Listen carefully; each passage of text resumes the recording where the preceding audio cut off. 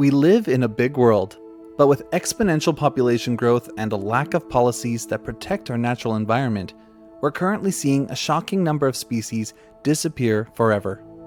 Thankfully, there's still hope, and sometimes it can be surprising how resilient life can be. In today's video, we're going to look at 10 animals that are believed to be extinct by many, but that still have some hope for being found alive. Before I start the video, I want to say a huge thanks to my patrons, Kasha, Lael, April, Colby, and Linda. The link to my Patreon is in the video description below. This is also a remake of one of my first videos, as I felt it was time to update some of the information and the horrible audio quality that I had when I was still recording using a pair of headphones. In today's video, we're going to look at 10 animals that are believed to be extinct by many. And if you're able, help me out with a like and a comment, and maybe even subscribe. I just passed 3,000 subscribers, and I'm incredibly grateful to all of you. Thanks for your support. Now let's get into the list.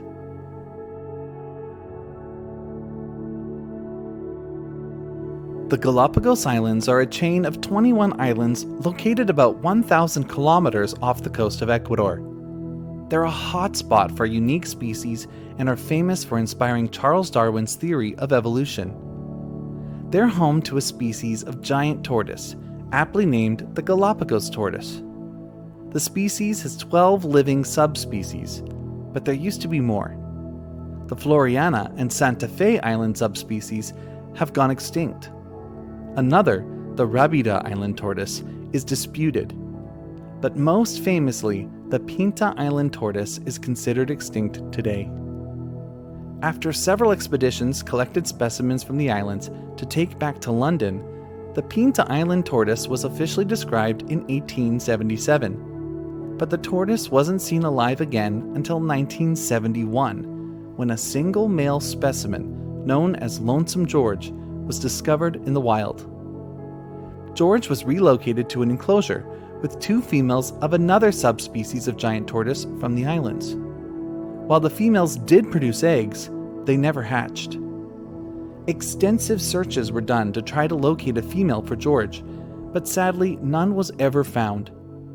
In 2012, Lonesome George was found dead in his enclosure from heart failure. He was estimated to be 100 years old. The Pinta Island tortoise was declared extinct, but researchers didn't give up hope that a Pinta Island tortoise may still be found alive. Through the centuries, sailors regularly moved the tortoises to different islands, unaware that each island has specially adapted subspecies. In fact, Isla Isabela was a dumping ground for tortoises, and there are many hybridized animals, especially around Wolf Volcano. In 2007, a male was found on Isabela Island that was 50% Pinta Island tortoise, leading scientists to believe that a pure Pinta Island tortoise could still be alive on the island. In 2012, the same year that Lonesome George died, a team from Yale found 17 tortoises on Isabel Island that had one parent that was genetically determined to be a Pinta Island tortoise, again giving hope that the species was still out there. Most recently, in 2020, a wild female was found that was also a hybrid, and it was determined that not only was she partly a Pinta Island tortoise, but that Lonesome George was in her direct lineage, probably as a grandfather or a great-grandfather. They also found hybrids that carried markers of the extinct Floriana subspecies. Scientists are considering the possibility of using the hybrid tortoises to selectively breed the Pinta Island tortoise back into existence.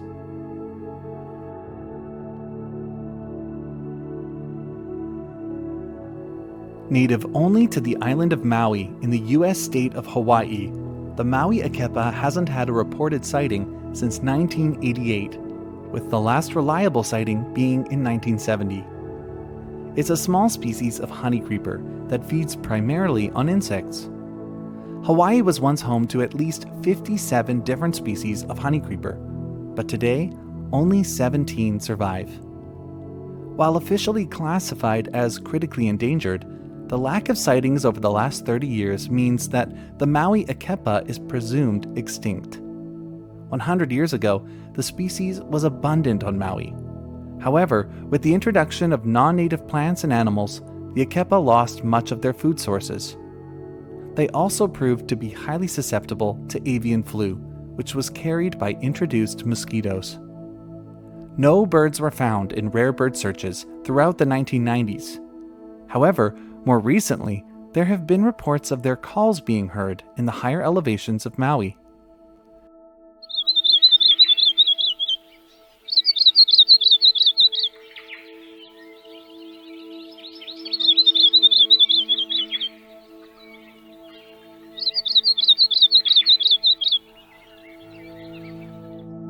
However, without concrete evidence, it's most likely that the species is gone. In 2021, the U.S. Fish and Wildlife Service proposed to declare the Maui Akepa extinct, but this classification hasn't been changed yet. The Oahu subspecies has sadly also gone extinct, but thankfully, another subspecies, the Hawaii Akepa, is still alive today on the Big Island.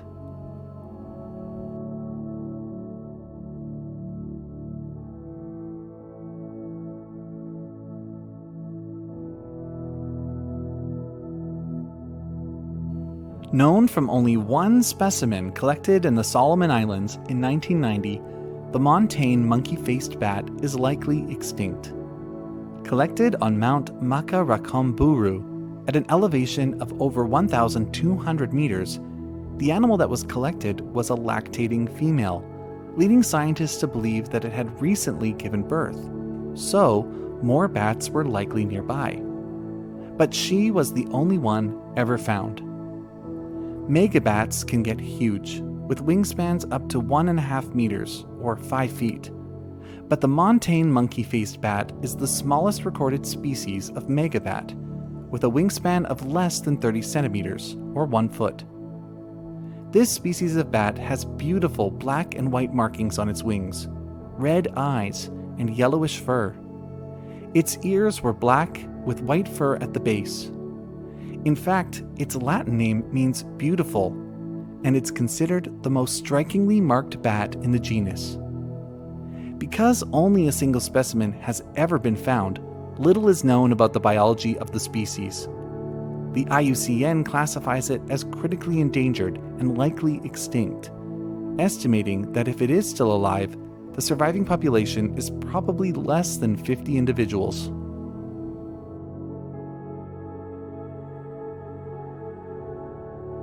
Another species that's officially listed as critically endangered, but thought to be extinct, is Alcorn's pocket gopher. Native to Mexico, these small rodents were considered to be pests that destroyed the bean and corn crops of local farmers. Living only in montane pine oak forests, the gophers were once numerous. However, they had a very limited range in the Sierra del Tigre of South Jalisco. So when farmers began to persecute them in the mid-20th century, they had nowhere to go. None have been seen since the late 1990s. That is until 2003, when James Damastes and Jessica Light published a paper on their genetic research of the species. They noted that the scientist who originally described Alcorn's pocket gopher, R.J. Russell, mostly relied on head and dental features to classify it as a new species. Damastes and Light took a sample from one of the 4 museum specimens in existence today and found that it bears little genetic difference from Buller's pocket gopher, another species which is still common throughout western Mexico. So, most likely, this species never even existed.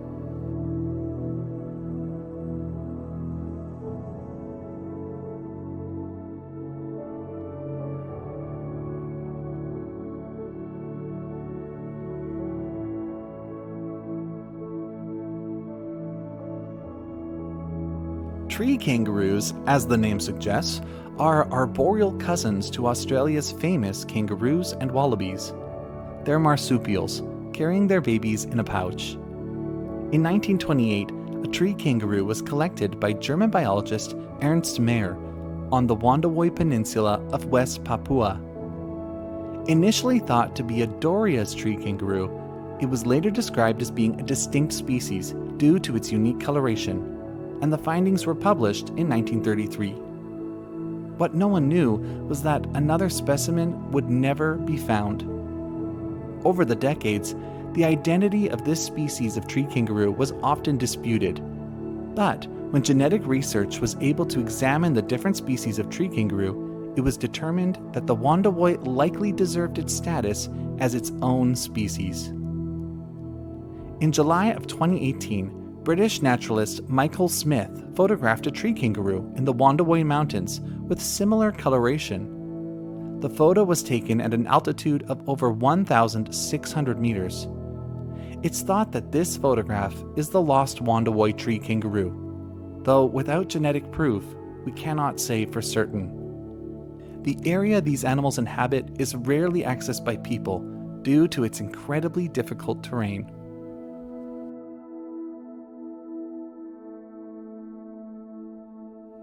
The Japanese wolf was a subspecies of gray wolf, native only to the islands of Honshu, Shikoku, and Kyushu in the Japanese archipelago. In Japanese folklore, they were viewed as protectors to travelers, messengers of the kami spirits, and guardians of the mountains. With historical records going as far back as AD 713, the wolf was well recorded in Japan for centuries. The first bounty for the animal was introduced in 1701, and by 1742, professional hunters were using poison and firearms to kill the wolves. After the introduction of rabies to the archipelago, killing the wolves was a national policy, and the last known animal was officially killed in 1905 in Honshu Nara Prefecture. There have been several credible sightings over the last century. In the Oku-Chichibu Mountains, a man claimed to have a close encounter with a wolf in 1996. He snapped several photos of the animal, which he said had no fear of him. Experts say the dog pictured closely resembles a Japanese wolf. In 2018, 70 camera traps were set up in the same area. One camera trap captured a deer running by, and the sound of a howl in the background.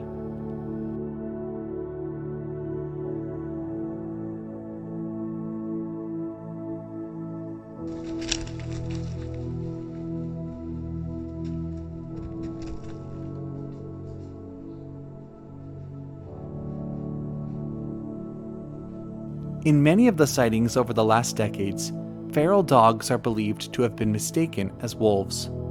In one case, it was confirmed to have simply been a Shikoku dog. The species is most likely extinct. The majority of the habitat they relied on has been logged since the end of World War II, and the sightings over the past century have all been lone animals, while the Japanese wolf was known to only live in packs.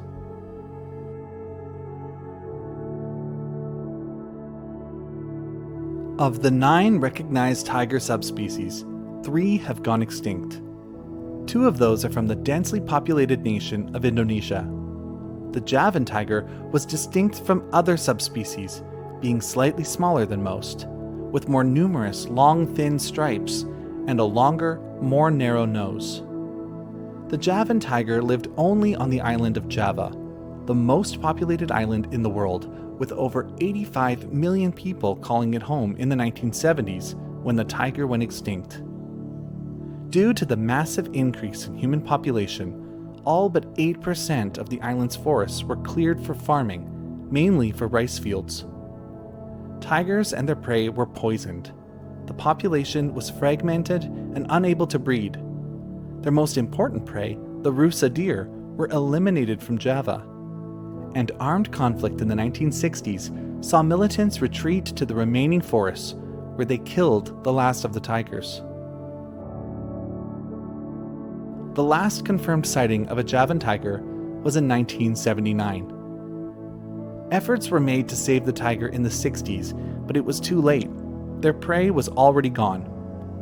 Sightings of the tiger continued with frequency in East Java through the 90s, with the Indonesian government establishing several wildlife reserves and training guard forces to protect any tiger that might remain. Prints and scat were found several times, but no cats were sighted. camera traps were set up in Batiri National Park between 1993 and 1994, but no tigers were captured. Only a few prey species were photographed. And sadly, more poachers than animals were captured on the cameras. Sightings and animal attacks continued up to 2017, when a man claimed to photograph a tiger feeding on a dead buffalo, but it was later determined to be a highly endangered Javan leopard. In 2018, several residents of the Wonogiri region in central Java came forward, claiming to have seen tigers, not once, but on multiple occasions. One man said he saw a tiger with 3 cubs, and that was just one of at least 5 times that he had seen tigers in the area. But scientists are skeptical, believing that once again, people are getting confused with the Javan leopard. But residents are adamant they saw large cats with stripes. If the Javan tiger does still roam the forests of the island, it's almost certainly on the mountain slopes of East or Central Java, where the majority of recent sightings have taken place.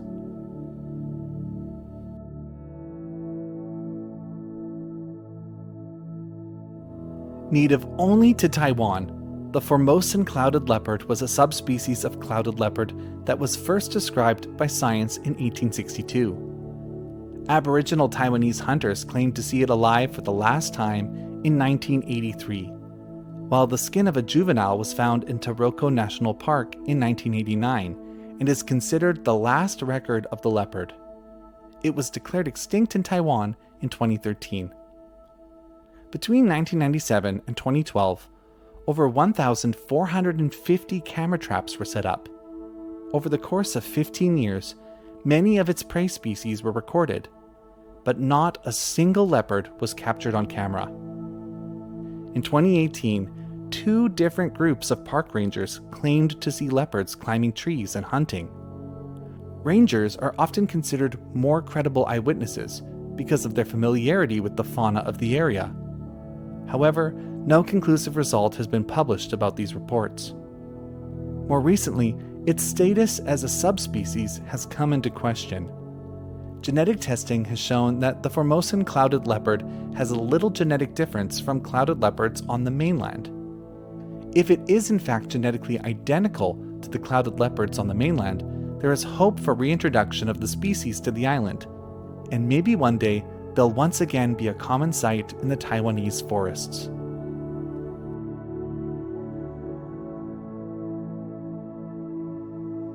Ivory-billed woodpeckers are one of the largest species of woodpecker to have ever lived. Mark Catesby, an English naturalist, was the first to scientifically describe the species in 1731 in his book Natural History of Carolina, Florida, and the Bahamas. He described it as Picus maximus rostra albo, which is Latin for the largest white-billed woodpecker. The bird has had several common names over the years. The indigenous peoples of Florida called it titka.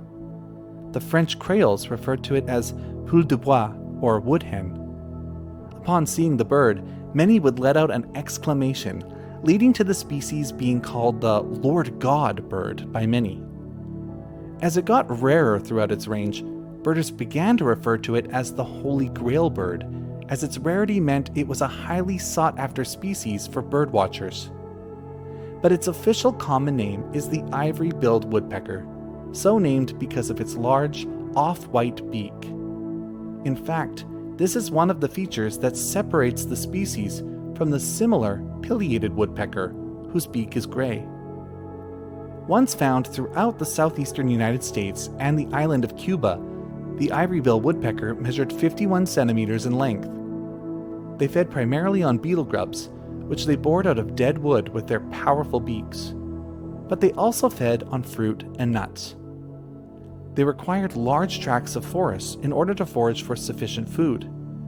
With a preference for swamps and old-growth forests, the birds decreased in number rapidly as these habitats were highly exploited for human development throughout the 20th century. The last confirmed sighting of an ivory-billed woodpecker in the U.S. was in the state of Louisiana in 1944. The last sighting in Cuba was almost 40 years later, in 1987.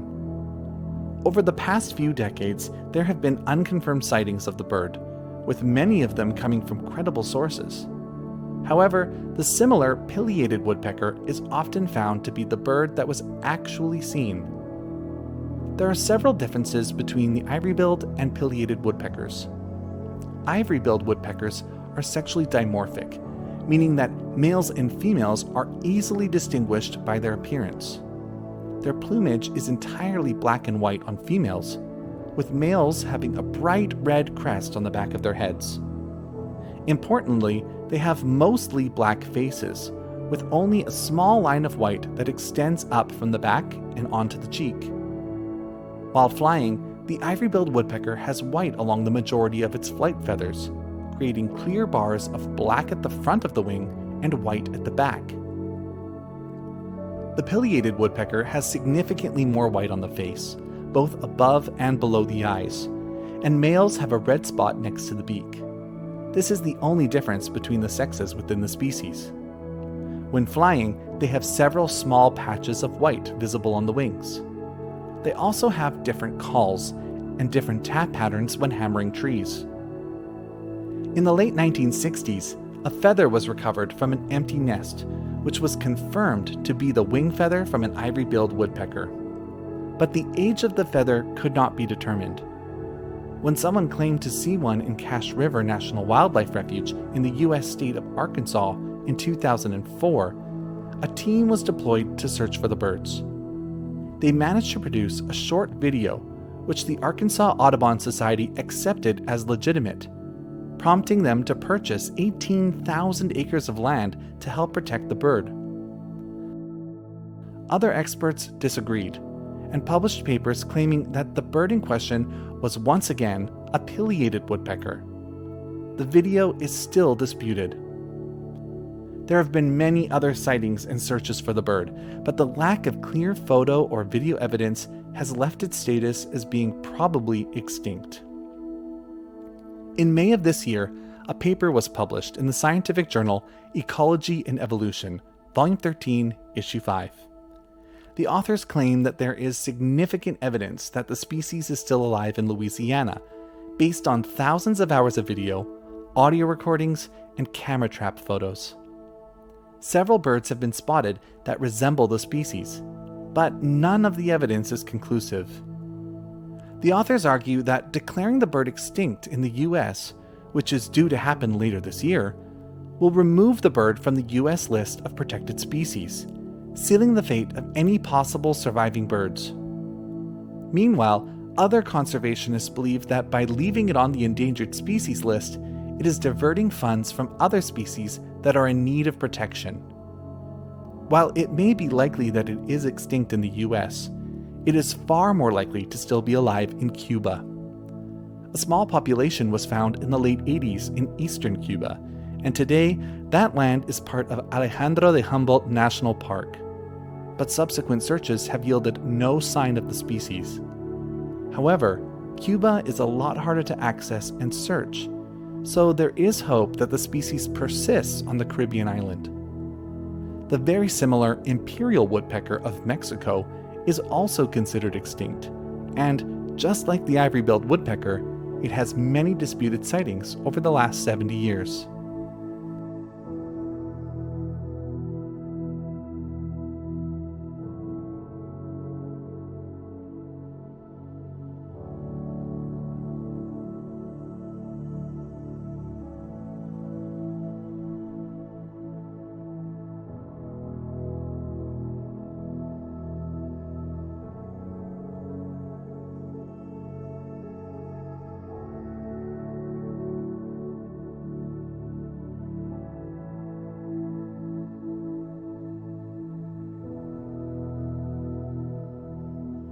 The last animal on this list is probably the best known species of all of the ones I've mentioned, the Thylacine, or the Tasmanian tiger. It has reached celebrity status as an extinct species that may still be alive. But I'm not going to cover it in this video, as I recently made an hour-long documentary on the species, which you can check out by clicking the link at the end of this video. And that's it for today. Which of these species do you think are still out there? Are there other lost species that you hope are still holding on? Thanks again for watching. Don't forget to check out my video on the thylacine. And if you have a moment, leave a like, leave a comment, and subscribe. And have a great day.